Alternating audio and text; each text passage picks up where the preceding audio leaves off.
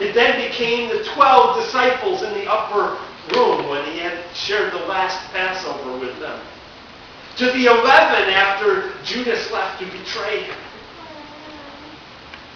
But then when he traveled to the garden, he tells 8 of them to stay at the gates. Taking just 3 of them with him into the garden. And then he says to them, stay here and pray. And then he went a little farther. A stone throw, it says in one of the other passages. He was now at a point where he was all alone. Maybe a place where a leaf falling from a tree would be heard when it hit the ground. But not only was it quiet, it was a lonely place for Jesus. See, the hour that Jesus had spoken about with his disciples on a number of occasions had now come.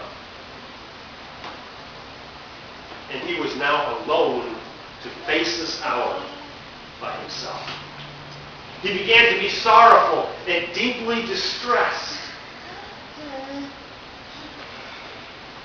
And while he is broken there on the ground, his disciples are sleeping. 12 or 11 of them are. One of them is betraying him. And before too long, they would all be deserting him. And he's alone. All alone. But he had to go there in order to enter this place of submission. Because unless he entered that place of submission, he could never experience the price that he had to experience for submission.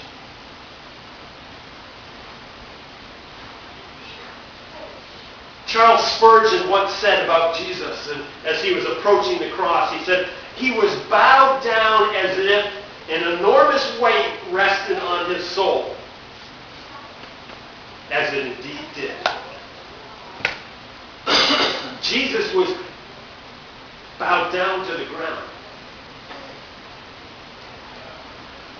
In part, I think, because of the physical agony of the situation.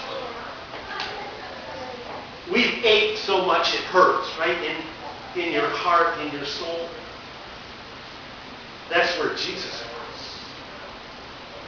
And Luke, who we understand to be a doctor, tells us that he sweat, his sweat being like great drops of blood falling down to the ground.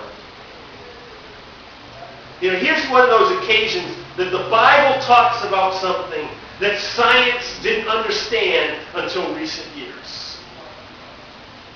You see, there is a rare physical condition caused by great stress that is known as hematidrosis. And it is when tiny blood vessels within our sweat glands rupture. And they produce a mixture of blood and sweat. And these sweat drops of blood, Jesus experienced. He experienced them as he bowed down in agony on our behalf as he faced the cross. There was physical agony, I believe, and I think there was obviously spiritual agony. Jesus cries to his Father to let the cup pass from him. If it's at all possible, let it pass from him. Our Lord looked deep into the cup of sin. That's what it was holding. Sin that he was going to have to bear. Sin that also represented the wrath of God that he would have to bear. And he looked at that cup and he chose to drink it for us. He chose to drink it for us that he might then pour his mercy out upon us. You see, Christ drank this cup of suffering and submission so that we could drink the cup of salvation.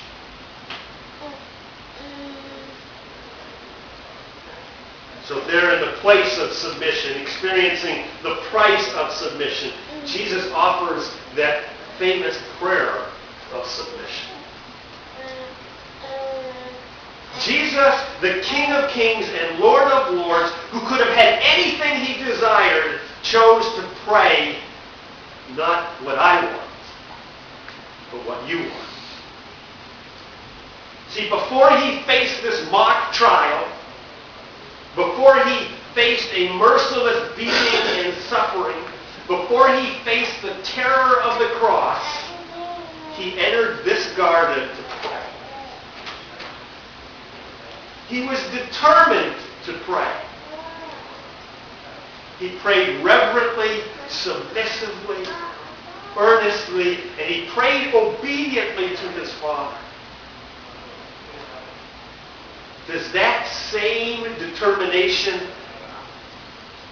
mark our prayers? Not my will, but your will be done. We don't use the Lord's Prayer a whole lot, but we know that line. Your will be done in heaven, on earth as it is in heaven. Your will be done, not ours. It was a determined prayer that Christ offered. It was a very devoted prayer that he offered. In no way did Jesus shrink before the task that was in front of him. But rather, he became an example for us. He fully surrendered and complied with the will of God, the perfect will of his Father. And he did that in prayer. He yielded himself to the will to which he had always said he was submissive.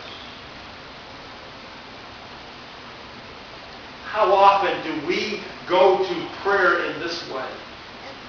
Surrendering ourselves, renouncing our own will and our own wants and our own desires, that we might be blessed with the will of God. You see, until we offer this prayer of submission like Jesus, we can never experience the peace of submission. You see, in this garden, when Jesus is done praying, it is silence. It had to have been silent. The battle's over. The kneeling figure of the Master stands up, rises to his feet, and he comes out of that garden to where his disciples are with the peace of God within him, with, I believe, a serenity and relief on his face. You see, in the garden, we don't always think about it, but in the garden, Jesus won a victory. He won a victory over himself, his own will, his own wants. Out of that turmoil, he now stands in peace. His heart isn't troubled any longer. And so he returns to his disciples. And I think he stood watch over them as they slept. Even if they couldn't pray for themselves, I think Jesus prayed for them. Until in the distance he saw those torches. And those soldiers and his betrayer all coming to him.